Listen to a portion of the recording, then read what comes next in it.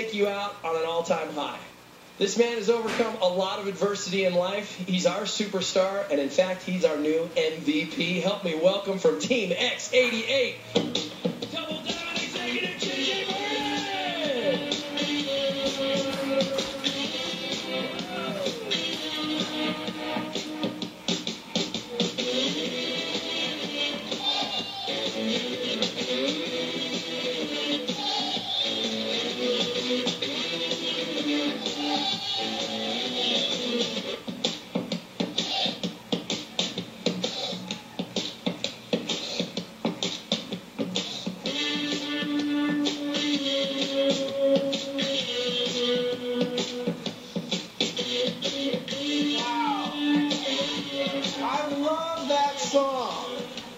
That's the song they played when I was with the Chiefs when you scored a touchdown.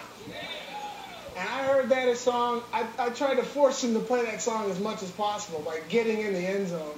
Someone just recently asked me, what were the two things I miss the most about playing in the NFL? And I said, one, I miss scoring touchdowns. That song, 80,000 people screaming and shouting. You talk about a major adrenaline rush. You were just fired up. The other thing I missed was Tuesday. Oh, I miss Tuesdays. Because what was the big deal about Tuesday? Tuesday, that was payday. That's when we got our check. So I definitely miss Tuesday. Okay, where's my clicker? Oh, all right, very good. Okay, so, all right. I sat in my seat at General Celebration last June, and I put this presentation together in my mind. And it was when I was sitting there listening to all the leaders share their experiences and just what they learned and how they applied it in growing their society business. And I thought, you know, I got a story, and I have something that I really think would be very valuable. So I put it together on a sheet of paper, and I gave it to my wife and said, put it together in a PowerPoint. And she did it. And I want to thank my lovely wife and business partner, Birden.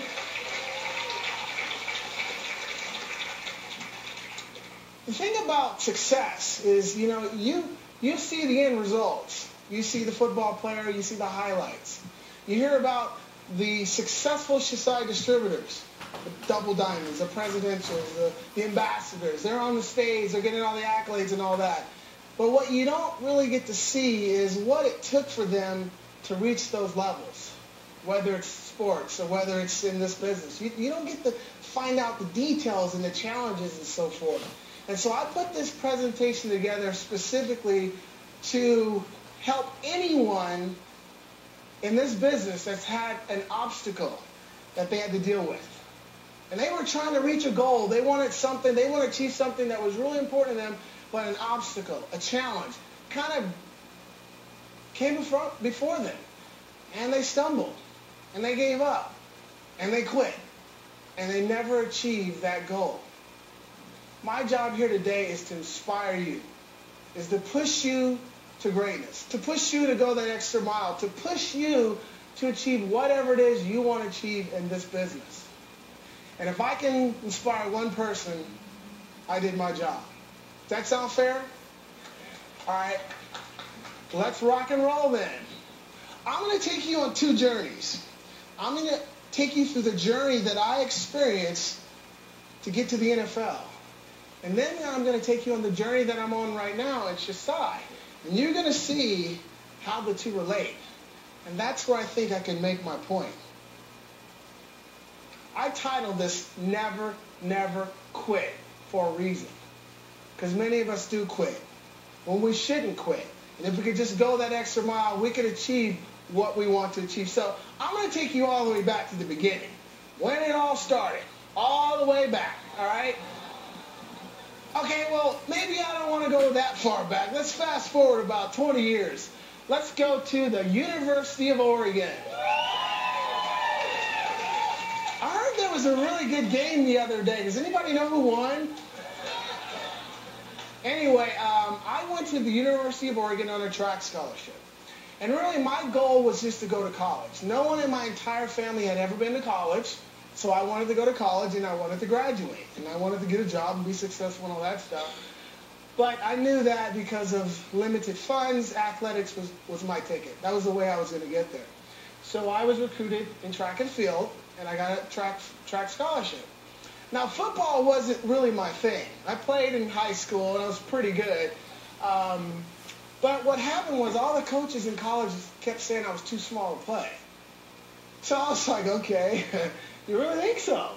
Well, I'm going to prove you wrong.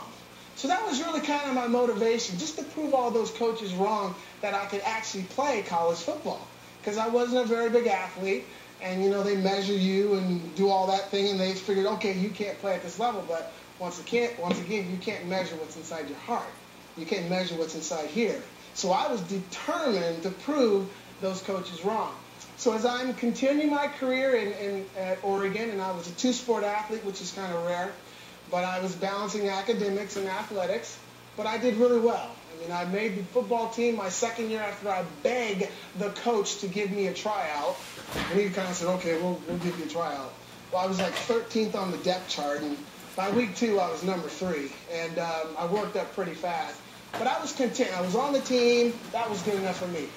My heart and soul was in track. I love track and field. I was a long jumper and a high hurdler. I was ranked one of the top jumpers in the U.S. I had a really good shot at making the Olympic team, and that's what I was going for. Now, sometimes in life, when you work really, really hard at something, and you're disciplined, and you give it your all, other opportunities start coming your way. And my senior year, I was blown away when they started mentioning my name and the NFL in the same sentence. I thought they were crazy. But lo and behold, the draft came around, and somebody liked me. And it was the Cleveland Browns. The Cleveland Browns drafted me in the 8th round in the 1988 NFL draft. Now, what was interesting was I had this all figured out.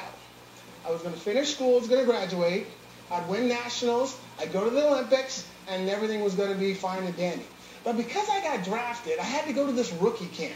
Because they want all the rookies to come in. You go through this 3-day rookie camp, and they want to see how fast you are and how you do and all that stuff. So I figured I'd go to the camp, get this over with, and really not even deal with this whole NFL thing.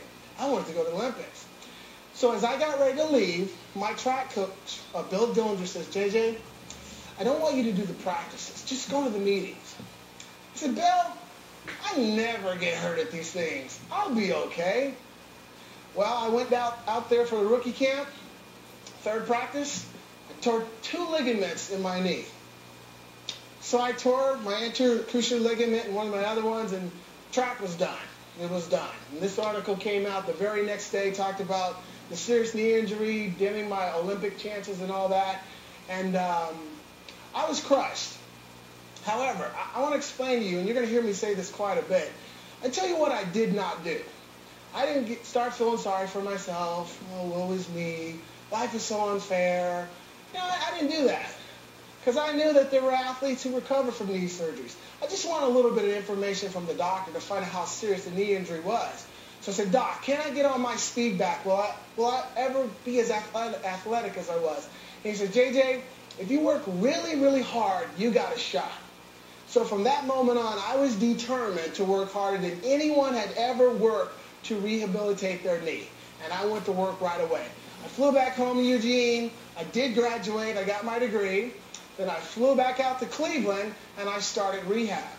Now, the first year was pretty interesting because I'm a rookie.